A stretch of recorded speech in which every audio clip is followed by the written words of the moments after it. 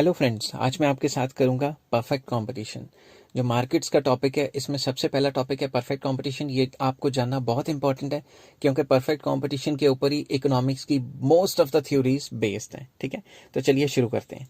Perfect competition is a market situation in which there are large number of buyers and large number of sellers. Buyer भी बहुत ज़्यादा है, seller भी बहुत ज़्यादा है, who buy and sell homogeneous goods.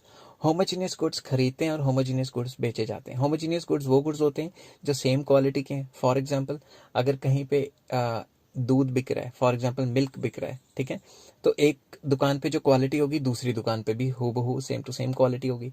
कोई भी एक पर्टिकुलर कपड़ा बिक रहा है तो हर एक दुकान पे कपड़े की उस प्रोडक्ट का जो क्वालिटी होगी वो सेम रहेगी। तो सिंपल वर्ड्स में ये वो उस तरीके की मार्केट को कहा जाता है जो कि जहाँ खरीदने वाले भी बहुत हैं और बेचने वाले भी बहुत हैं, उनकी तादाद दोनों की बहुत ज़्यादा है और वो खरीद बेच क्या करते हैं, होमोजीनियस गुड्स। तो चलिए एक डेफिनेशन करते हैं।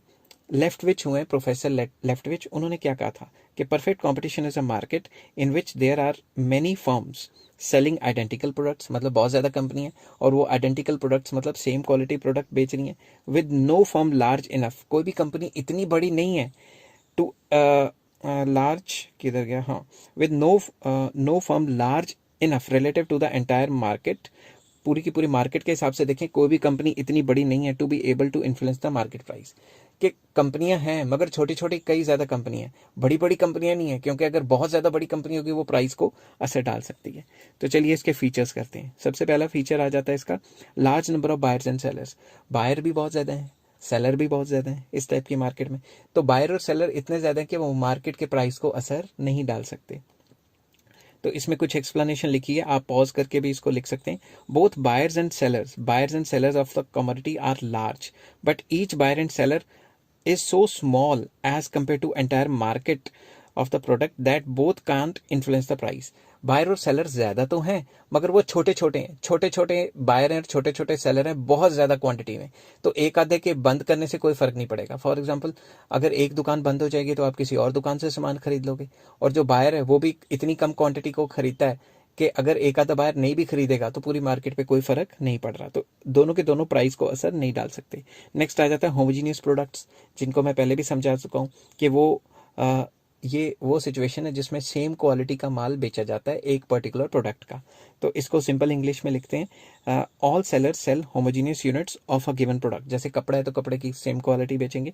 इन other words, buyer has no reason, buyer के पास कोई रीज़न नहीं है to prefer the product of one seller to the another seller. मतलब एक को प्रेफरेंस क्यों दी और दूसरे को क्यों नहीं दी, उसके पास कोई रीजन नहीं है। उसकी वजह यह है कि दोनों की क्वालिटी सेम है। थर्ड आ जाता है परफेक्ट नॉलेज। इस टाइप की मार्केट में परफेक्ट नॉलेज होती है। कैसे? Both the buyers and sellers are fully aware of the price of the product prevailing in the market. Market में जो भी प्राइस चल रहा है उसके लिए वो फुली अवेयर होते हैं। फुली अवेयर का मतलब उनको पहले से ही पता होता है क्या प्राइस चल रहा है। सेलर को पता होता है क्या प्राइस पे बेचना है और बायर को पता होता है क्या प्राइस चल रहा है और किस प्राइस पे खरीदना है। Both buyers are fully aware of the price being charged by the seller at a given product. किसी भी एक गिवन प्रोडक्ट का गिवन टाइम में क्या प्राइस चल रहा है वो कंज्यूमर को भी पता है और प्रोड्यूसर मतलब सेलर को भी पता है कि कितना प्राइस चार्ज करना है। All sellers are aware of the price charge by other sellers. तो एक सेलर को पता होता है कि दूसरे सेलर से कितना प्राइस, मतलब दूसरा सेलर कितना प्राइस चार्ज कर रहा है, उसी के हिसाब से प्राइसेस चार्ज किए जाते हैं। तो उसके बाद आ जाता है hence all the sellers will charge one price, क्योंकि सारे के सारे एक ही प्राइस चार्ज करते हैं। अगर कोई ज्यादा प्राइस चार्ज करेगा तो सेम क्वालिटी का प्रोडक्ट है तो लोग तो सस्ते वाला खरीदने जाएंगे ना। ठीक है, तो कोई अनसर्टेनिटी नहीं होगी मार्केट में, क्योंकि सेम क्वालिटी प्रोडक्ट है तो सेम प्राइस पे बेचेंगे। अगर सेम प्राइस पे नहीं बेचेंगे तो आप दूसरी दुकान से खरीदोगे जहां सस्ता मिल रहा है। फिर आ जाता है next point, free entry and exit. Company free होती है, उसके ऊपर कोई रिस्ट्रिक्शंस नहीं होती। ठीक है, तो लेजिस फेयर पॉलिसी भी इसको पॉलिटिकल साइंस की लैंग्वेज में कहा जाता है कि गवर्नमेंट होती है मगर government entry and exit of the firm में इंटरफेयर नहीं करती। तो लिखा हुआ है in long run new firms can enter in the industry and any old firm can withdraw from any industry. Industry से जा भी सकते हैं, इंडस्ट्री में एड ऑन भी हो सकती हैं। There is no legal and social restriction on the entry and exit of the firm. जो नई कंपनी है वो फ्री हैं, कभी भी आ सकती हैं, कभी भी जा सकती हैं।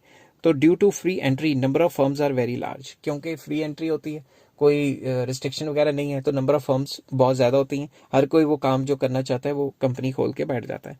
Next, free from checks. इसमें वही बात कि गवर्नमेंट की जो रिस्ट्रिक्शंस वगैरह होती हैं, गवर्नमेंट जो हर तीसरे दिन कोई नया रूल निकाल ले रिस्ट्रिक्शन के लिए कि ऐसा करना वैसा नहीं करना, इस टाइप का कोई काम नहीं होता। Both buyers and sellers are free from any checks और रिस्ट्रिक्शंस। WIT होता है with respect to buying and selling of any product. कोई भी प्रोडक्ट कभी भी खरीद सकते हैं, कभी भी बेच सकते हैं। Government imposes no restrictions. इस टाइप के सिस्टम में परफेक्ट कंपटीशन में गवर्नमेंट कोई रिस्ट्रिक्शंस नहीं लगाती। 6 पॉइंट आ जाता है परफेक्ट मोबिलिटी। परफेक्ट मोबिलिटी मतलब जो मूवमेंट ऑफ फैक्टर्स होते हैं और गुड्स एंड सर्विसेज होते हैं वो बहुत ज़्यादा परफेक्टली मोबाइल होते हैं। मतलब एक जगह से दूसरी जगह बहुत ज़्यादा इधर उधर आना जाना हो सकता है गुड्स का और फैक्टर्स का। तो लिखा हुआ factors as well as goods, factors as well as goods and services are perfectly mobile. तो इसमें लिखा हुआ है कि factors of production are free to seek employment in any industry.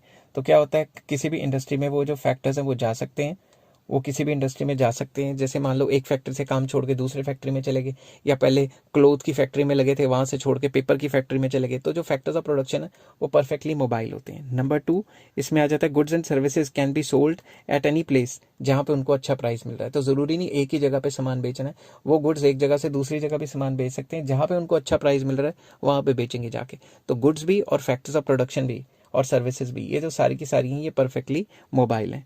Next आ जाता है नो ट्रांसपोर्टेशन कॉस्ट। इस टाइप की मार्केट में transportation cost does not influence the price.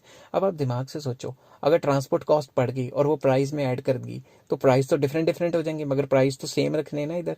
तो जितना भी इसमें ट्रांसपोर्टेशन कॉस्ट होता है वो सारा का सारा किसको बियर करना पड़ता है, सेलर को।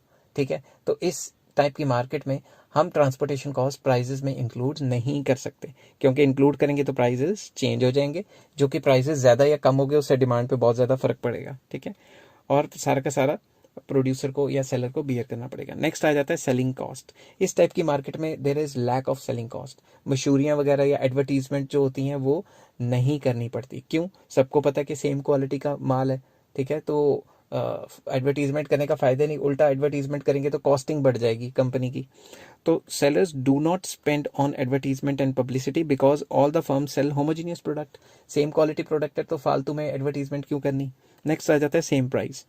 Each seller charges the same price for the product. हर एक सेलर सेम प्राइस चार्ज करेगा। क्यों? Prices are determined by the industry और the forces of market demand and market supply. क्योंकि जो प्राइस डिटर्मिन कर लिया, किसने प्राइस डिटर्मिन कर लिया? मार्केट ने, मतलब डिमांड एंड सप्लाई ने जो भी प्राइस तय कर लिया, फर्म्स को उसी प्राइस पे माल बेचना पड़ेगा। तो इसको एक और पॉइंट से भी हम डिस्कस कर सकते हैं कि जो प्राइस टेकर होती है company, not price maker. Price taker मतलब जो मार्केट में रेट चल रहा है वही लेगी, अपनी मर्जी से प्राइस चार्ज नहीं करेगी। ठीक है, तो इसको सिंपल इंग्लिश में मैंने लिखा हुआ है, because of the large number of firms and homogeneous product. एक तो कंपनियां बहुत ज्यादा है, ऊपर से सेम क्वालिटी का माल बेच रही है। A firm operating under perfect competition is merely a price taker. जो प्राइस मार्केट में चल रहा है उसी प्राइस को चार्ज करना है। अगर प्राइस मेकर बन गए, अपनी मर्जी से प्राइस चार्ज करने लग गया, तो हमारा तो सामान ही नहीं बिकेगा। तो इसको मैं थोड़ा सा डायग्राम से एक्सप्लेन करने की कोशिश करता हूँ। सपोज यहाँ पे आपने लिख लिया ये है इंडस्ट्री का डायग्राम। ठीक है, इंडस्ट्री, और ये है फर्म का डायग्राम। ठीक है, यहाँ पे मैंने बनाया X axis Y axis point of origin, यहाँ लिखा प्राइस क्वांटिटी। ठीक है, यहाँ बनाया X axis Y axis point of origin, यहाँ पे लिखा रेवेन्यू, REV शॉर्ट फॉर्म लिख रहा हूँ रेवेन्यू की। ये डिमांड कर्व है मार्केट में और ये सप्लाई कर्व है, ये इंडस्ट्री है और ये फर्म है। जहाँ पे ये इक्विलिब्रियम बनता है वो इक्विलिब्रियम प्राइस तय हो गया। इसी प्राइस को जो है वो AR इक्वल टू MR बन जाएगी। मतलब जो कंपनी है वो इसी प्राइस को चार्ज करेगी, जो भी प्राइस मार्केट में डिमांड एंड सप्लाई के हिसाब से तय हुआ है। आई होप ये सारी चीज़ें आपको समझ आ रही होंगी। हेलो फ्रेंड्स, आज मैं आपके साथ एक छोटा सा टॉपिक डिस्कस करने वाला हूँ, pure competition versus perfect competition. Pure competition और परफेक्ट कंपटीशन में बच्चे बहुत ज़्यादा कंफ्यूज हो जाते हैं और ये शॉर्ट क्वेश्चन आ जाता है एंट्रेंसेस में, जो बच्चों को समझ ही नहीं आता कि है क्या। तो इस वीडियो के बाद आपको कोई कन्फ्यूजन नहीं रहने वाली कि इन दोनों में क्या फ़र्क है। The concept of pure competition was propounded by professor Chamberlain. Chamberlain ने दिया था ये वाला टॉपिक, और प्योर कंपटीशन क्या होता है और कैसे होता है ये मैं आगे डिस्कस करता हूँ। मगर अभी आपको रोक के ये चीज़ बताने वाला हूँ कि चैम्बरलिन ही वो इंसान है जिन्होंने मोनोपोलिस्टिक कंपटीशन और मोनोपोलिस्टिक कंपटीशन की एक्सटेंशन, जो कि MA level, masters degree level पे, हाई लेवल पे मोनोपोलिस्टिक कंपटीशन आता है, वो सारा का सारा चैम्बरलिन की ही देन है। ठीक है, तो बच्चे अगर परेशान हो जाते हैं मोनोपोलिस्टिक कंपटीशन में तो इन्हीं चाचा को याद कर लेना, चैम्बरलिन चाचा को, जिन्होंने आपकी ज़िंदगी को मुश्किल में डाला, ठीक है। नेक्स्ट आ जाता है प्योर कंपटीशन क्या है। Basically pure competition is a market which lakhs perfect knowledge and perfect mobility. जो मैंने परफेक्ट कंपटीशन के फीचर्स पे एक पूरी की पूरी वीडियो बनाई है, उस पहले सारे के सारे फीचर्स को पढ़िए, और अगर उन फीचर्स में परफेक्ट नॉलेज और परफेक्ट मोबिलिटी हटा दिया जाए उन सारे फीचर्स में, जैसे large number of buyers, large number of sellers, homogeneous product, government की इंटरफेरेंस नहीं रहेगी, रिस्ट्रिक्शन नहीं है, प्राइस मेकर नहीं है, प्राइस टेकर है, ऐसे ऐसे करके मैंने 9 to 10 फीचर्स डिस्कस किए हैं। अगर उन फीचर्स में से परफेक्ट नॉलेज और परफेक्ट मोबिलिटी हटा दिया जाए, rest of the features are same as perfect competition. तो प्योर कॉम्पिटिशन एक ऐसी सिचुएशन है जिसमें it is like a perfect competition, but अब परफेक्ट कॉम्पिटिशन में से परफेक्ट नॉलेज और परफेक्ट मोबिलिटी को हटा लो तो जो सारे के सारे फीचर्स बचेंगे वो सारे के सारे प्योर कंपटीशन के होंगे। तो pure competition is much more realistic, क्योंकि परफेक्ट नॉलेज होनी तो बहुत मुश्किल है हर एक इंसान को, और परफेक्ट मोबिलिटी भी बहुत मुश्किल है। तो इस केस में प्योर कंपटीशन को ज़्यादा रियलिस्टिक माना जाता है। हेलो फ्रेंड्स, आज मैं आपके साथ करूंगा परफेक्ट कंपटीशन का पार्ट 2। पार्ट 1 मैंने पहले ही अपलोड कर दिया है, आप उसको देखिए जाके, फिर ये समझ आएगा। तो यह price determination under perfect competition. हमें क्या सपना आ रहा है कि परफेक्ट कंपटीशन में प्राइस किस तरीके से डिटर्मिन किया जाता है? तो under perfect competition price of a good is determined by the industry. Industry determine करती है, और the forces of demand and supply. Demand and supply के फोर्सेज प्राइस को डिटर्मिन करते हैं। Equilibrium price is determined at a point where market demand is equal to market supply. तो simple words में ये कहते हैं कि जो प्राइजेस हैं वो इंडस्ट्री डिटरमिन करती है, या जो forces of demand and supply हैं वो किस तरीके से करती हैं, मैं इसका डायग्राम आपको बताता हूँ। सपोज मैं दो डायग्राम आमने सामने बना रहा हूँ, X axis Y axis point of origin, यहाँ पे आना था, कुछ ज़्यादा इधर लिख दिया, इसको रब करता हूँ, और यहाँ पे आ गया X axis Y axis point of origin. तो ये जो डायग्राम है ये है इंडस्ट्री का। फर्स्ट डायग्राम इंडस्ट्री का है और सेकेंड डायग्राम किसका है, फर्म का, ठीक है। तो सबसे पहले इसको मैं थोड़ा इस तरीके से करता हूँ कि यहाँ पे लिखता हूँ प्राइस, और यहाँ पे लिखता हूँ रेवेन्यू, और इस साइड लिखता हूँ मैं क्वांटिटी क्वांटिटी, ठीक है। यहाँ पे भी क्वांटिटी है, ठीक है, क्वांटिटी है, और यहाँ पे भी क्वांटिटी है, दोनों साइड नीचे क्वांटिटी क्वांटिटी आएगी, ठीक है। यहाँ पे क्वांटिटी डिमांडेड एंड सप्लाइड दोनों आ सकती हैं, तो क्वांटिटी डिमांडेड भी आ सकती है, क्वांटिटी सप्लाइड भी आ सकती है। मैंने सिर्फ क्वांटिटी डिमांडेड लिख दी है, तो मुझे कंप्लेंट मत करना, क्योंकि वीडियो बन चुकी है और ये बाद में वॉइस रिकॉर्ड हो रही है। तो D T is the demand curve, S S is the supply curve. Both these curves intersect each other at point E. E point पे इक्विलिब्रियम है, ठीक है। फिर से बोल रहा हूँ, इसके नीचे क्वांटिटी डिमांडेड एंड सप्लाइड दोनों लिखना, या सिर्फ क्वांटिटी लिख देना। अब ये जो इक्विलिब्रियम प्राइस है इसको हम आगे डॉटेड लाइन पे लेके जाएंगे, और हर एक कंपनी इसी प्राइस पे अपना माल बेचेगी, और जब माल बेचेगी उसे एआर कहते हैं, जिस पे रेट पे माल बेचते हैं। तो जब एआर कांस्टेंट होती है तो एआर और एमआर बराबर होती हैं। ये रेवेन्यू का चैप्टर है, ठीक है। तो अ फर्म, ठीक है, अंडर परफेक्ट कंपटीशन क्या होती है, प्राइस टेकर होती है, प्राइस मेकर नहीं होती, क्योंकि अपने मर्जी से प्राइस नहीं बना सकती। जो इंडस्ट्री ने डिमांड एंड सप्लाई के हिसाब से प्राइस तय कर दी है, उसी प्राइस पे उसको बेचना पड़ेगा। तो मैं लिख रहा हूँ यहाँ पे, a firm under perfect competition is a price taker and not price maker. अपनी मर्जी से प्राइस नहीं बना सकती, अपनी मर्जी से प्राइस ऊपर नीचे चार्ज करेगी। होमोजीनियस गुड्स हैं, कोई उससे खरीदेगा ही नहीं, ठीक है ना। तो ये चीज़ बहुत इंपॉर्टेंट है, आई होप आपको समझ आ गई होगी। हेलो फ्रेंड्स, आज मैं आपके साथ करूंगा माइक्रो इकोनॉमिक्स के एक और टॉपिक, जिसका नाम है determination of firms equilibrium under perfect competition. Perfect competition के अंडर फर्म अपना इक्विलिब्रियम कैसे डिटर्मिन करती है, इसके दो अप्रोचेज होते हैं, total revenue and total cost approach and marginal revenue and marginal cost approach. इस वीडियो में मैं सिर्फ total revenue and total cost approach discuss करूंगा। Marginal revenue and marginal cost approach next video में आएगी, और सारे लिंक आपको डिस्क्रिप्शन में मिल जाएंगे। तो चलिए शुरू करते हैं। Total revenue and total cost approach. तो टोटल प्रॉफिट कब होता है, जब total revenue minus total cost maximum हो, ठीक है। मैंने पहले से एक्स एक्सिस वाई एक्सिस बना के रखे हैं, ठीक है, पहले से एक्स एक्सिस वाई एक्सिस बना के रखे हैं। तो मैंने यहाँ आर, ये जो कैपिटल आर है ये है revenue, capital C cost and pi को प्रॉफिट दिया हुआ है, ठीक है, और नीचे मैंने क्वांटिटी दी हुई है। तो चलिए शुरू करते हैं। आपको ये पता होना चाहिए कि परफेक्ट कंपटीशन में जो टोटल रेवेन्यू कर्व है वो स्ट्रेट लाइन होती है। क्यों होती है स्ट्रेट लाइन, वो इसलिए स्ट्रेट लाइन होती है क्योंकि एवरेज रेवेन्यू फिक्स रहता है ना, ठीक है। तो यहाँ पे मैं नाम दे देता हूँ टोटल रेवेन्यू। और कॉस्ट के चैप्टर में मैंने आपको बताया था जो टोटल कॉस्ट होती है उसकी जो शेप होती है, शुरू में क्या होती है, डिमिनिशिंग रेट, और बाद में क्या होती है, इंक्रीजिंग रेट। तो ये आ गया टोटल कॉस्ट, ठीक है। Total cost and total revenue curves A और बी पॉइंट पे इंटरसेक्ट कर रहे हैं, ए और बी पॉइंट पे।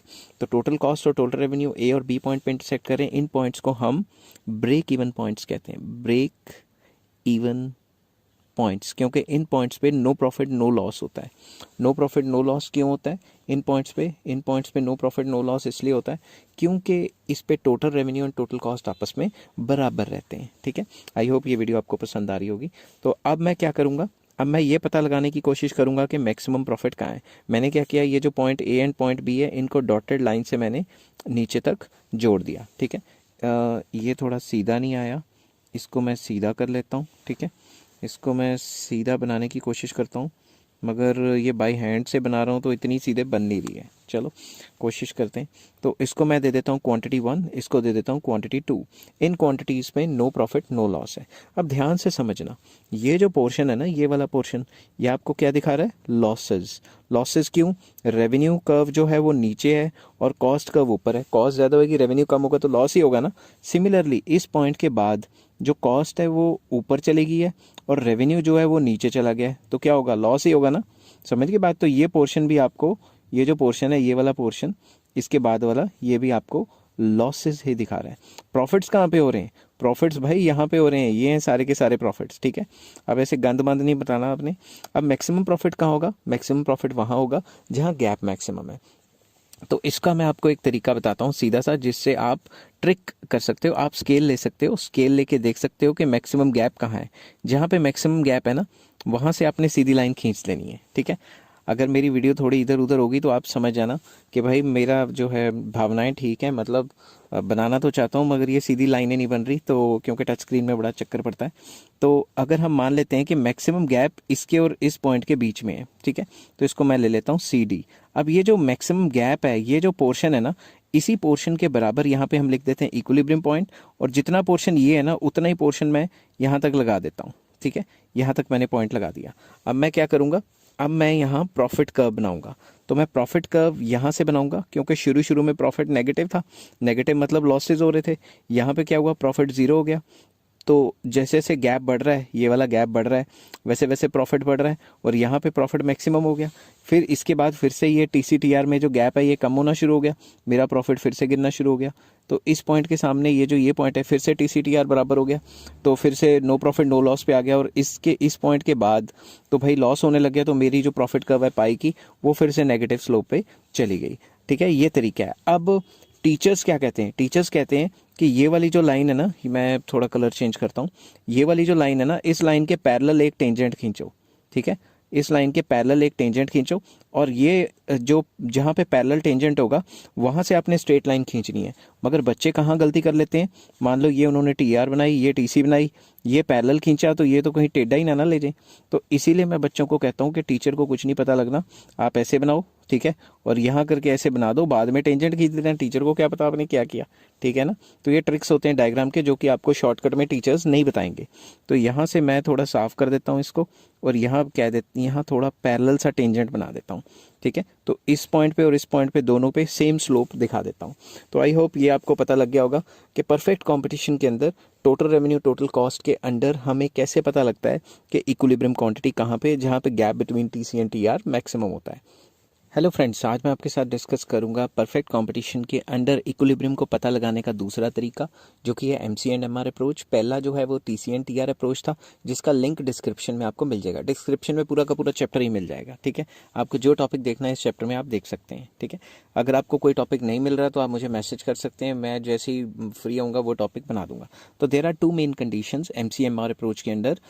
MC is equal to MR होना चाहिए, मतलब marginal revenue and marginal cost बराबर होने चाहिए, and MC cuts MR from below, MC MR को नीचे से काटना चाहिए, या फिर कई बुक्स में लिखा होता है MC शुड बी राइजिंग। ये सारा का सारा कंसेप्ट समझाता हूँ कि ये कैसे होता है। ठीक है, अब ये आपके सामने डायग्राम है, मैंने Y एक्सिस पे रेवेन्यू एंड कॉस्ट दिया है, X एक्सिस पे क्वांटिटी दी है। तो चलिए शुरू करते हैं। अब ये सब आपको ये तो पता ही है कि परफेक्ट कॉम्पिटिशन के अंडर जो है AR मतलब प्राइजेस कांस्टेंट रहते हैं। क्यों रहते हैं, ये मैंने पिछली वीडियो में बताया, आप उसमें जाके चेक कर सकते हैं। तो रेवेन्यू के चैप्टर में भी मैंने समझाया था, जब AR कांस्टेंट होता है तो AR और MR बराबर होते हैं। तो यही कर्व AR की होगी और यही कर्व MR की होगी। अब हमें क्या करना है, हमें MC कर्व बनानी है। MC कर्व आपने बनाई ऐसे MC।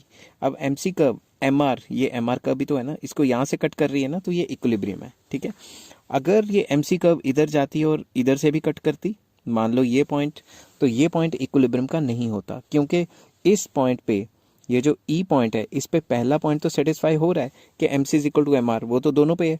दूसरा पॉइंट क्या है, M C cuts M R from below, M C M R को नीचे से काटना चाहिए, या M C should be rising, बराबर होने के बाद बढ़ना चाहिए, वो तो सिर्फ इसी पॉइंट पे सेटिस्फाई कर रहा है ना।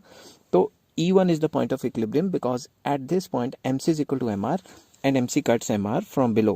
अब मैं E पॉइंट को डॉटेड लाइन से नीचे लगा लूँगा, ठीक है, और ये आप स्केल से बना लेना, जो डॉटेड लाइन है सीधी बनेगी, ठीक है, और ये इक्विलिब्रियम क्वांटिटी मानी जाएगी। तो अगर आपने MCMR अप्रोच के थ्रू पता लगाना है कि भाई इक्विलिब्रियम कहाँ पे होता है, तो वहीं पे होता है जहाँ MC is equal to MR है और MC MR को नीचे से काटती है या काटने के बाद बढ़ जाती है। यहाँ पे क्या है, MC काटने के बाद तो गिर रही है, यहाँ पे M C should be rising, यहाँ पे तो एम सी फॉलिंग होगी, तो ये तो नहीं बना ना, तो यही वाली सिचुएशन कामयाब रहती है, ठीक है। हेलो फ्रेंड्स, आज मैं आपके साथ डिस्कस करूंगा परफेक्ट कंपटीशन का एक इंपॉर्टेंट टॉपिक जिसका नाम है price and output determination under perfect competition. Perfect competition के under price and output determine कैसे करते हैं, इसके अंदर दो टॉपिक्स आते हैं। पहला टॉपिक आता है शॉर्ट रन और दूसरा टॉपिक आता है लॉन्ग रन। कोई भी कंपनी शॉर्ट रन में 4 सिचुएशंस को फेस करती है, 4 सिचुएशंस को फेस करती है। वो कौन कौन से सिचुएशंस है, पहली सुपर नॉर्मल प्रॉफिट जिसको एक्स्ट्रा नॉर्मल प्रॉफिट भी कहा गया है, दूसरा आ जाता है नॉर्मल प्रॉफिट, तीसरा आ जाता है मिनिमम लॉसेस, फिर आ जाता है शट डाउन पॉइंट, ठीक है, और लॉन्ग रन में परफेक्ट कंपटीशन में हमेशा नॉर्मल प्रॉफिट होता है। ये सारी की सारी चीज़ें मैं डिस्कस करने लगा हूँ नेक्स्ट वीडियो से। इस वीडियो में मैं अलग से इसलिए बता रहा हूँ क्योंकि बच्चे प्राइस एंड आउटपुट डिटर्मिनेशन को और डिटर्मिनेशन ऑफ इक्विलिब्रियम को कंफ्यूज कर देते हैं, ठीक है। डिटर्मिनेशन ऑफ इक्विलिब्रियम में आ जाता है टीसी एंड टीआर अप्रोच, मतलब डिटर्मिन करना कि इक्विलिब्रियम कहाँ पे है, ठीक है, टीसी टीआर अप्रोच के थ्रू। और यहाँ पे है प्राइस एंड आउटपुट डिटर्मिनेशन कि जब भी प्राइस एंड आउटपुट डिटर्मिन हो जाती है तो कंपनी को क्या होता है, सुपर नॉर्मल प्रॉफिट होता है, नॉर्मल प्रॉफिट भी होता है, मिनिमम लॉसेज भी होते हैं, शट डाउन भी हो सकता है कंपनी का, और नॉर्मल प्रॉफिट। ये सारे मैं नेक्स्ट वीडियो में मैं डिस्कस करूंगा, मैंने सारे के सारे किए हुए हैं, बट ये वीडियो अलग से इसलिए बता रहा हूँ ताकि बच्चों को फ़र्क पता लग जाए कि डिटर्मिनेशन ऑफ इक्विलिब्रियम में और प्राइस और आउटपुट डिटर्मिनेशन में क्या फ़र्क होता है। हेलो फ्रेंड्स, आज मैं आपके साथ डिस्कस करूंगा परफेक्ट कंपटीशन में शॉर्ट रन के अंडर एक सिचुएशन आती है सुपर नॉर्मल प्रॉफिट, जिसको एक्स्ट्रा नॉर्मल प्रॉफिट भी कहा जाता है। वो क्या होती है, it is a situation in which average revenue is greater than average cost corresponding to equilibrium. इसको सिंपल वर्ड्स में मैं लिखता हूँ कि ये एक ऐसी सिचुएशन है जिसमें एवरेज रेवेन्यू मतलब एक यूनिट बेच के जो पैसा मिल रहा है वो is more than average cost, मतलब उस चीज़ को बनाने का जो खर्चा है वो कम है और उसको बेच के जो पैसा आ रहा है वो ज़्यादा है। किसके सामने, इक्विलिब्रियम क्वांटिटी के सामने। तो यहीं पे बच्चे मार खा जाते हैं। जो भी पंगा हमने करना है वो इक्विलिब्रियम क्वांटिटी के सामने करना है, ठीक है। कैसे करेंगे, मैं इसका डायग्राम बना के दिखाता हूँ आपको। सपोज परफेक्ट कंपटीशन के अंडर ये तो आपको पता है कि AR कर्व जो है वो पैरेलल टू एक्स एक्सिस होती है। अगर ये नहीं पता तो आपको पुरानी वीडियो में जाके देखना पड़ेगा। तो AR कर्व ये होती है, और जब AR कांस्टेंट होता है तो AR और MR बराबर होता है। ये अगर आपको नहीं पता तो ये आपको रेवेन्यू के चैप्टर में जाके देखना पड़ेगा, जो इसी प्लेलिस्ट के अंडर रेवेन्यू का चैप्टर मैंने बनाया हुआ है। तो ये AR MR कर्व हो गई, ठीक है। नेक्स्ट आ जाता है MC कर्व। मैं बनाता हूँ MC कर्व। मान लो ये है MC curve. MC curve MR curve को यहाँ इंटरसेक्ट कर रही है, तो ये आपका पॉइंट क्या हो गया, इक्विलिब्रियम का पॉइंट। और अगर मैं इक्विलिब्रियम के पॉइंट को नीचे जोड़ूं तो ये हमें क्या मिल जाएगा, ये जो हमें क्वांटिटी मिलेगी ये इक्विलिब्रियम क्वांटिटी मिलेगी। आपने स्केल से जोड़नी है। मेरी हल्की सी टेढ़ी मेढ़ी सी जा रही है क्योंकि मेरे पास स्केल नहीं है। अगर स्केल टच स्क्रीन पर लगाऊंगा तो यार टैबलेट की ऐसी तैसी हो जाएगी, इसलिए मैं डरता हूँ। तो इक्विलिब्रियम क्वांटिटी के सामने ये AR है। AR क्या होता है, प्राइस, तो ये इक्विलिब्रियम प्राइस है, ठीक है। अब हमने क्या बनाना है, अब ध्यान से देखो, यही मेन चीज़ है। अब हमने एवरेज कॉस्ट बनानी है, और एवरेज कॉस्ट इस हिसाब से बनानी है कि इक्विलिब्रियम के लेवल पे एवरेज रेवेन्यू ज़्यादा हो और एवरेज कॉस्ट कम हो। तो मैं एवरेज कॉस्ट ऐसे बनाता हूँ, जैसे ये इधर टच करेगी ना MC को, ये लोएस्ट होएगी, उसके बाद ये बढ़ जाएगी। समझ गए बात।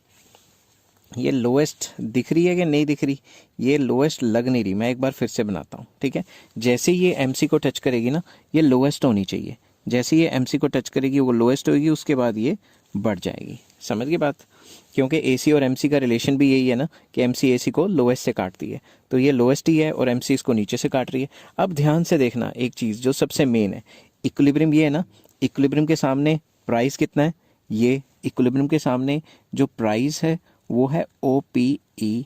इक्विलिब्रियम के सामने कॉस्ट जो है वो कितनी है, कॉस्ट तो इतनी है, इसको मैं नाम दे देता हूँ ABCD, ठीक है। अगर मैं इस कॉस्ट को डॉटेड लाइन से या डॉटेड लाइन से यहाँ मिला दूँ तो कॉस्ट लिख लेता हूँ कि ये वाली कॉस्ट है, ठीक है। यार ये डॉटेड लाइन सही नहीं बनी, रुको 2 मिनट, इसका भी कोई ना कोई इलाज करना पड़ेगा, ठीक है। ये वाली सीधी लाइन में ला देता हूँ, ये अपने आप ही सीधी हो जाएगी, इसमें फीचर है, ठीक है। तो इतना भी नहीं चाहिए सीधा भाई, यहाँ से ये कर लो भाई, ठीक है। हाँ ये थोड़ी बहुत फिर भी सही है, ठीक है, सीधी लाइन। तो यहाँ पे कॉस्ट इतनी है, जो भी हम देख रहे हैं इक्विलिब्रियम के सामने कॉस्ट इतनी है, इक्विलिब्रियम के प्राइस इतनी है इक्विलिब्रियम के सामने। तो ये जो शेडेड पोर्शन है ना, मैं इसको शेड कर देता हूँ, ये जो पोर्शन है ना शेडेड पोर्शन, ये आपको क्या दिखा रहा है, सुपर नॉर्मल प्रॉफिट, ये दिखा रहा है आपको सुपर नॉर्मल प्रॉफिट। तो जो भी हमने देखना है इक्विलिब्रियम के सामने देखना है। और साइमल्टेनियसली जब मैं पेपर चेक करने जाता था तो मैं ये देख लेता था एक ही झलक में कि ये डायग्राम सही है कि नहीं। वो कैसे, ये जो एमसी मैंने बनाया ना, एमसी एमआर को लोएस्ट पॉइंट से ही काटेगा। कई बच्चे क्या करते हैं, एमसी और एमआर का रिलेशन उल्ट पुल्ट कर देते हैं, ये एमसी है ये एसी है, लोएस्ट तो यहाँ था और काट रहा है यहाँ से, तो वो तो गलत हो गया ना। तो साइमल्टेनियसली आपने एसी और एमसी के रिलेशन को भी रिस्पेक्ट देनी है। आई होप ये वीडियो आपको पसंद आई होगी। नेक्स्ट वीडियो में मैं लेके आऊँगा नॉर्मल प्रॉफिट कैसे बनाना है। हेलो फ्रेंड्स, आज मैं आपके साथ डिस्कस करूँगा परफेक्ट कॉम्पिटिशन के अंडर, शॉर्ट पीरियड के अंडर नॉर्मल प्रॉफिट के नॉर्मल प्रॉफिट क्या होता है। तो नॉर्मल प्रॉफिट एक ऐसी सिचुएशन है in which average revenue is equal to average cost corresponding to equilibrium. Simple words में इक्विलिब्रियम के सामने एवरेज रेवेन्यू और एवरेज कॉस्ट बराबर होंगे, ठीक है, इक्विलिब्रियम के सामने। अब डायग्राम बनाने से पहले मैं आपको एक कंफ्यूजन दूर कर दूं। बच्चे कहते हैं लै सर रेवेन्यू और कॉस्ट बराबर हैं तो वही प्रॉफिट कैसे हो गया, नॉर्मल प्रॉफिट कैसे हो गया, ये तो नो प्रॉफिट नो लॉस होना चाहिए। फिर मैं उनको एक एग्जांपल देता हूं। मैं एग्जांपल देता हूं कि फॉर एग्जांपल आप लोग एक जीन्स खरीदने गए, ठीक है, और ज़रूरी नहीं मॉल में जाओ, आप कोई नॉर्मल सी शॉप में गए और आप नॉर्मल सी शॉप में जाकर कहते हो मुझे जीन्स चाहिए और वो जीन्स दिखाता है 2000 रुपीज़ की, ठीक है। आप कहते हो नहीं जी हमारे पास तो 1500 रुपीज़ है, इससे ज़्यादा हमने देनी नहीं। तो वो क्या करता है, वो आपको कह देता है देखो जी मेरी जो खुद की कॉस्टिंग है वो 1800 है, आप 1800 जो है मेरी एवरेज कॉस्टिंग है, आप इसी के बराबर मुझे प्राइस दे दो। प्राइस क्या होता है, एवरेज रेवेन्यू, तो सामान ले जाओ, ठीक है। तो आप लड़ लुड़ के उससे बहस बूस करके 2000 की जीन 1800 रुपये में 1800 रुपीज़ में ले आते हैं, ठीक है। और आप समझते हैं कि हमने उसकी कॉस्टिंग पे ही खरीद ली, मगर क्या आपको पता है जो उसने कॉस्टिंग बताई थी वही गलत थी। उसने अपनी कॉस्टिंग के अंदर ही मिनिमम प्रॉफिट छुपा के रखा था। मतलब उसकी कॉस्टिंग होएगी 1500 या फिर 1600 या फिर 1700, ठीक है, उसने आपको 1800 की दे दी, तो मिनिमम प्रॉफिट तो उसने अपने कॉस्टिंग के अंदर ही बता दिया ना आपको। तो जब भी एवरेज रेवेन्यू और एवरेज कॉस्ट बराबर होता है तब भी जो दुकानदार है वो कोई ना कोई प्रॉफिट कमा लेता है। क्यों, मैं लिख रहा हूँ यहाँ पे because minimum level of profits, जो भी मिनिमम लेवल ऑफ प्रॉफिट्स होते हैं आर एडेड इन कॉस्ट्स। दुकानदार क्या करते हैं, मिनिमम लेवल ऑफ प्रॉफिट पहले से ही कॉस्ट में बोल देते हैं आपको कि भाई हमारी तो खरीद इतनी है, ताकि आप खरीद पे भी ले जाओ तो उनको मिनिमम प्रॉफिट तो हो ही जाए। समझ गए बात। तो दुकानदार चालू ही होते हैं, अब खुद सोचो, ठीक है, उन्होंने भी तो कुछ कमाना ही है, ठीक है ना, वो ऐसे वेलफेयर करने तो नहीं बैठे। चलो अब मैं बनाता हूँ AR और MR। सबसे पहले मैंने यहाँ पे AR कर्व के लिए बना दिया है, तो मैं यहाँ लिख देता हूँ AR इक्वल टू MR। अब मैं इक्विलिब्रियम के लिए, आपको पता है अगर आपने पिछली वीडियो देखी है तो इक्विलिब्रियम के लिए मैं MC बनाऊंगा। MC MR को नीचे से काटेगी ये वाली लाइन, और ये वाली होगी हमारी इक्विलिब्रियम क्वांटिटी, इक्विलिब्रियम प्राइस, और इसको मैं डॉटेड लाइन से नीचे करूंगा और इसको मैं कह दूंगा ये हमारी होगी इक्विलिब्रियम क्वांटिटी। अब सारी की सारी कहानी, राम कहानी आके कहाँ खड़ी हो जाती है, सारी की सारी आके खड़ी हो जाती है एवरेज कॉस्ट पे। तो अब एवरेज कॉस्ट मुझे इस हिसाब से बनाना है कि इस पॉइंट पे टेंजेंट भी करे और यहाँ से बढ़ भी जाए, ठीक है। ये आप सीधी बना लेना, यहाँ पे तो टैबलेट में बनानी, टच स्क्रीन है तो बड़ा स्यापा पड़ रहा है। चलो एवरेज कॉस्ट, अब देखो इक्विलिब्रियम के सामने AC और MC बराबर भी आ रही हैं, और इक्विलिब्रियम के सामने जो ये वाली जो कंडीशन है AR और AC ये बराबर भी हो रही हैं। तो इक्विलिब्रियम के सामने AR भी वही है और AC भी वही है, तो इसको क्या कहेंगे, नॉर्मल प्रॉफिट। तो इस केस में जो एवरेज कॉस्ट है वो टेंजेंट होती है इक्विलिब्रियम के पॉइंट पे, क्योंकि टेंजेंट ही एक ऐसी सिचुएशन है जिसपे एवरेज रेवेन्यू और एवरेज कॉस्ट बराबर आएंगी इक्विलिब्रियम के सामने, ठीक है। हेलो फ्रेंड्स, आज मैं आपके साथ डिस्कस करूंगा परफेक्ट कॉम्पिटिशन के अंदर शॉर्ट पीरियड में मिनिमम लॉसेज वाली सिचुएशन। तो ये होती क्या है, it is a situation in which average revenue is less than average cost corresponding to equilibrium, जो भी कहेंगे इक्विलिब्रियम के सामने। तो इसमें क्या होता है, एवरेज रेवेन्यू कम होती है और एवरेज कॉस्टिंग ज्यादा होती है, किसके सामने, सामने, इक्विलिब्रियम के सामने। तो आप कहोगे ये कंपनी को तो लॉस हो गया, उसका खर्चा ज़्यादा, आमदनी कम है, मगर कभी कभी कंपनी को शॉर्ट पीरियड में लॉस भी झेलने पड़ते हैं। उसी सिचुएशन को मिनिमम लॉसेस कहते हैं। तो इसको मिनिमम लॉस क्यों कहा गया है? क्योंकि हर एक कंपनी चाहती है कि उसके लॉस मिनिमम ही हो, इसलिए इसको मिनिमम लॉसेस से डिनोट किया गया है। तो चलिए मैं AR MR बना देता हूँ। सबसे पहले ये AR कर्व और परफेक्ट कॉम्पिटिशन में AR और MR तो बराबर होते हैं, ठीक है। फिर मैं MC कर्व बना देता हूँ। तो ये बन गया MC कर्व, ये E is the point of equilibrium हो गया, और ये हमारा इक्विलिब्रियम प्राइस है। और इसको अगर मैं नीचे जोड़ दूँ तो ये हमारी आ गई है इक्विलिब्रियम क्वांटिटी। तो मैं यहाँ लिख देता हूँ इक्विलिब्रियम क्वांटिटी। अब मुझे क्या करना है? मिनिमम लॉस एक ऐसी सिचुएशन होती है जिसके अंदर, ध्यान से समझना, जो एवरेज कॉस्ट है वो ऊपर से निकल रही होती है, ठीक है। जैसे इसको टच करेगी वो क्या होगी? लोएस्ट होगी, क्योंकि AC और MC के रिलेशन भी तो अपने काम में लेके आने हैं ना। तो यहाँ पे हमने बना दिया AC। अब जो भी हमने देखना है वो तो इक्विलिब्रियम के सामने देखना है ना। तो अगर मैं इक्विलिब्रियम को ऐसे डॉटेड लाइन से ऊपर करूँ तो ये पॉइंट आ रहा है यहाँ पे, मान लो D। और अगर मैं स्ट्रेट लाइन बनाना चाहता हूँ और इसका मैं कलर चेंज कर देता हूँ, इसको मैं यहाँ से जोड़ देता हूँ, तो ये क्या बन गई मेरे आगे? अब इक्विलिब्रियम के सामने ध्यान से देखना, आपकी जो प्राइस है वो तो इतनी है, मगर कॉस्टिंग तो इतनी आ रही है ना। तो यहाँ मैं लिख देता हूँ ये है हमारी कॉस्ट। तो प्राइस जो है वो आ रहा है OPE, ये वाला, ठीक है। और जो कॉस्टिंग आ रही है, एवरेज कॉस्टिंग, वो आ रही है OCE नहीं। तो फिर आपके सामने ही है, जो प्राइस है वो कम है, मतलब एवरेज रेवेन्यू जो कम है, और जो कॉस्टिंग है वो ज़्यादा है। तो ये जो शेडेड पोर्शन है ये क्या हमें शो करता है? ये हमें शो करता है मिनिमम लॉसेस। तो जो भी हमने पंगा देखना है ना वो इक्विलिब्रियम के सामने ही देखना है। इसीलिए मैंने आपको ये बताया था पहली वीडियो में कि इक्विलिब्रियम पॉइंट देखना बहुत ज़रूरी है, ठीक है। अब इस सिचुएशन में कंपनी अपना काम बंद नहीं करती। क्यों नहीं करती? क्योंकि अभी भी कंपनी वेरिएबल कॉस्ट जो होता है ना, एवरेज वेरिएबल कॉस्ट, उसको रिकवर कर पा रही है। तो कई बुक्स में ये वाला डायग्राम यहाँ तक सफिशिएंट है, मगर कई बुक्स में, या टीचर थोड़ा इंप्रेशन डालने के लिए अगर आप करना चाहो तो एवरेज वेरिएबल कॉस्ट कर्व नीचे से निकाल सकते हो, और एवरेज वेरिएबल कॉस्ट भी यहाँ तक, जब जैसे MC को टच करेगा वो लोएस्ट होगा और फिर उसके बाद बढ़ जाएगा। समझ गए बात? तो इसमें ये कह सकते हैं कि यहाँ पे मैं लिख रहा हूँ एवरेज वेरिएबल कॉस्ट, कि एवरेज वेरिएबल कॉस्ट जो है ना, यहाँ कोई भी पॉइंट लिख देते हैं F। तो जो वेरिएबल कॉस्ट है वो तो रिकवर हो ही रही है ना, प्राइस तो वेरिएबल कॉस्ट से तो ज़्यादा है, तो कम से कम वेरिएबल कॉस्ट का खर्चा निकल रहा है, तो चलो कंपनी बंद नहीं करते, चलाते रहते हैं। हेलो फ्रेंड्स, आज मैं आपके साथ लाया हूँ परफेक्ट कंपटीशन का एक और टॉपिक, जिसमें मैं डिस्कस करूंगा परफेक्ट कंपटीशन के अंडर शॉर्ट पीरियड में शटडाउन पॉइंट कैसे आता है। तो शटडाउन पॉइंट होता क्या है? It is a situation in which average revenue is equal to average variable cost corresponding to equilibrium. अब ये जो मैंने इंग्लिश में बताया, इसका मतलब क्या है? इसका मतलब ये है कि जब भी एवरेज रेवेन्यू, मतलब जो आप प्राइस बेच रहे हो मार्केट में, जिस प्राइस पे सामान बेच रहे हो, अगर ये एवरेज वेरिएबल कॉस्ट के बराबर आ गया, किसके सामने? इक्विलिब्रियम क्वांटिटी के सामने, तो आप काम बंद कर दोगे, फैक्ट्री बंद कर दोगे। शट डाउन पॉइंट कैसे? एवरेज रेवेन्यू क्या होता है? प्राइस। और एवरेज वेरिएबल कॉस्ट क्या होता है? It is total variable cost divided by quantity. मैं एक एग्जांपल लेता हूँ। फॉर एग्जांपल मेरी पेन की फैक्ट्री है, तो पेन बनाने के लिए मुझे जो रॉ मटेरियल खरीदना पड़ता है या अदर वेरिएबल फैक्टर्स खरीदने पड़ते हैं, मान लो प्राइस मैं पेन बेच रहा हूँ 10 रुपये में, मगर वो जो रॉ मटेरियल खरीदा मैंने वो मुझे पर पेन, जिसको एवरेज वेरिएबल कॉस्ट कहते हैं, वो पड़ रहा है 15 रुपये का।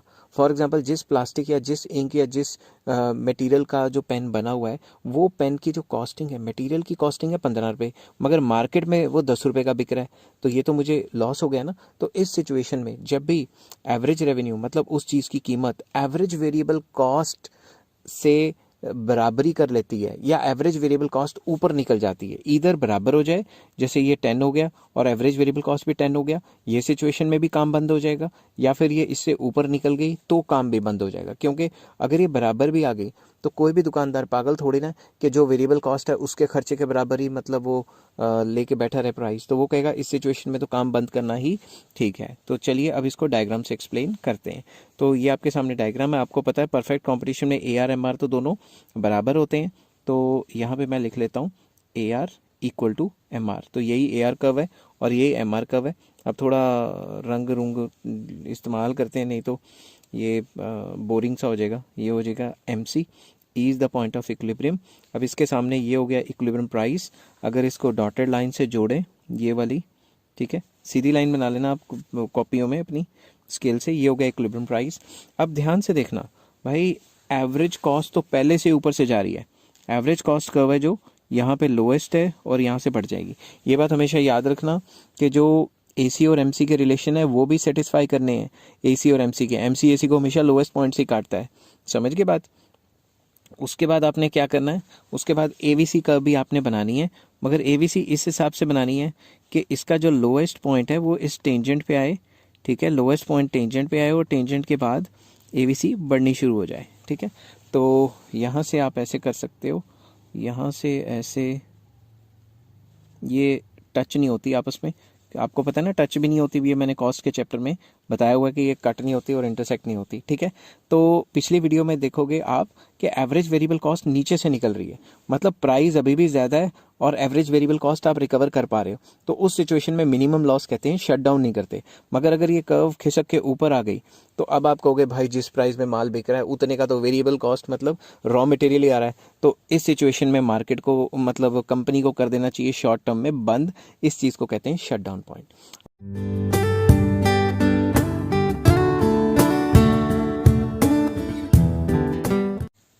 हेलो फ्रेंड्स, आज मैं आपके साथ लेके आया हूँ परफेक्ट कंपटीशन के अंडर किसी भी कंपनी को लॉन्ग रन में क्या होता है, long run situation. In long run firm earns only normal profits. Perfect competition के अंदर कंपनी को सिर्फ नॉर्मल प्रॉफिट होता है। क्यों? क्योंकि अब आपको समझाऊंगा। मान लो हमारे पास 3 सिचुएशंस है, super normal profit, normal profit and minimum losses. अब सुपर नॉर्मल प्रॉफिट क्यों नहीं होता लॉन्ग रन में? इसलिए नहीं होता क्योंकि new firms will attract which reduce the profit. Example देता हूँ। फॉर एग्जाम्पल आपने अपने घर के आसपास देखा होगा, एक इंसान ने फास्ट फूड की दुकान खोली, उसको सुपर नॉर्मल प्रॉफिट होने लगा, पूरी की पूरी लाइन ही फास्ट फूड की खुल गई, तो बाकियों को रोक थोड़ी ना सकते हैं। तो परफेक्ट कंपटीशन में एक ऐसी सिचुएशन है जिसमें नई फर्म्स कभी भी एंटर हो सकती हैं मार्केट में और कोई रिस्ट्रिक्शन नहीं है। तो अगर लॉन्ग टर्म में सुपर नॉर्मल प्रॉफिट हुआ तो नई फर्म्स अट्रैक्ट होंगी और जो एग्जिस्टिंग कंपनियां उसका प्रॉफिट तो फुस हो गया, समझ के बात। तो लॉन्ग रन में कभी भी सुपर नॉर्मल प्रॉफिट नहीं होता। अब आ जाते हैं भाई मिनिमम लॉसेस। लॉसेस क्यों नहीं होते? No firm can survive on losses for long run. मैंने पिछली वीडियोस में बताया शॉर्ट रन में तो चलो मिनिमम लॉस भी झेल लिया या शटडाउन पे कंपनी बंद कर ली, ठीक है, मगर लॉन्ग रन में लगातार लॉस होता रहेगा तो कंपनी कहेगी बंद ही कर देते हैं भाई जब प्रॉफिट ही नहीं हो रहा तो क्या काम करके फायदा। तो लॉन्ग टर्म में एक ही जो सिचुएशन है जो लॉन्ग तक चल सकती है उसे हम कहते हैं नॉर्मल प्रॉफिट, ठीक है। अब इसका डायग्राम बनाते हैं। तो डायग्राम भी थोड़ा मतलब मस्त टाइप का है, तो बच्चे डर जाते हैं ये देख के डायग्राम, तो ध्यान से देखना ज़रा डायग्राम, ठीक है। तो ये हमने बनाया AR is equal to MR, ठीक है। यहाँ मैं लिख देता हूँ AR इक्वल टू MR। तो आपको पता है परफेक्ट कंपटीशन में AR कांस्टेंट होता है और AR और MR दोनों बराबर होते हैं। अब मैं बनाता हूँ MC, ठीक है, ठीक है, लॉन्ग रन मार्जिनल कॉस्ट, ठीक है। लॉन्ग रन मार्जिनल कॉस्ट जहाँ लॉन्ग, क्योंकि लॉन्ग रन की बात कर रहे हैं, ये इक्विलिब्रियम हो गया, ये इक्विलिब्रियम क्वांटिटी होगी। अगर मैं इसको नीचे से यहाँ से जोड़ देता हूँ तो ये क्या हो गया, ये इक्विलिब्रियम प्राइस हो गया, ठीक है। अब टेक्निकली हमें क्या करना चाहिए, हमें नॉर्मल प्रॉफिट बनाने के लिए long run average cost curve जैसे यहाँ से जा रही है, ओहो ये डबल होगी, यहाँ से जा रही है, यहाँ से जाते जाते जाते जाते टेंजेंट करा देनी चाहिए और यहाँ से बढ़ा देनी चाहिए ऐसे, समझ की बात। तो ये long run average cost curve होगी। अब कई बुक्स में यहाँ तक छोड़ा होता है क्योंकि ये हमारा नॉर्मल प्रॉफिट है, क्योंकि LAC और LMC जो है एक मतलब AC और MC का रिलेशन भी सेटिस्फाई हो रहा है और जो लॉन्ग रन एवरेज कॉस्ट है वो एवरेज रेवेन्यू के बराबर है। मगर कई बुक्स हैं उसमें थोड़ी मतलब शरारतें की हुई हैं, उसमें क्या है, उसमें AC और MC भी बीच में घुसाई हुई है, ठीक है, मतलब short run average cost and short run marginal cost भी बीच में घुसाई हुई है। तो उस केस में आप एक और डायग्राम इसमें ऐड ऑन कर सकते हो। इसी पॉइंट पे आपने क्या किया, शॉर्ट रन एवरेज कॉस्ट भी बना दी, शॉर्ट रन एवरेज कॉस्ट, और इसी पॉइंट पे हमने शॉर्ट रन मार्जिनल कॉस्ट भी बना दी। और वो लिखते क्या हैं, वो लिख लेते हैं कि भाई इक्विलिब्रियम तब है जब average revenue equal to marginal revenue equal to short run average cost equal to short run marginal cost equal to, इसको हटा देता हूँ, long run average cost equal to long run marginal cost. तो quantity यहाँ पे लिख देते हैं। तो कहते हैं कि जब ये सिचुएशन सेटिस्फाई होती है तो लॉन्ग पीरियड में नॉर्मल प्रॉफिट हो जाता है। तो भाई सारा तो यहीं पे कटवा दिया तुमने, अपने आप ही हो जाएंगी, ठीक है ना। तो कहने की बात यह है कि लॉन्ग रन में नॉर्मल प्रॉफिट होता है, क्योंकि सुपर नॉर्मल प्रॉफिट इसलिए नहीं होता कि अगर सुपर नॉर्मल प्रॉफिट हो तो नई कंपनियां अट्रैक्ट हो जाएंगी और वो भी वही काम करना शुरू कर देंगी जिससे प्रॉफिट जो है सुपर नॉर्मल नहीं रहेगा। और लॉन्ग रन में मिनिमम लॉसेज हो नहीं सकता, क्योंकि मिनिमम लॉसेज अगर कंपनी लगातार लॉन्ग रन में लॉसेज ही कमाती रही तो वो बंद हो जाएगी। तो एक ही सिचुएशन है नॉर्मल प्रॉफिट जो हो सकता है। आई होप ये वीडियो आपको पसंद आई होगी।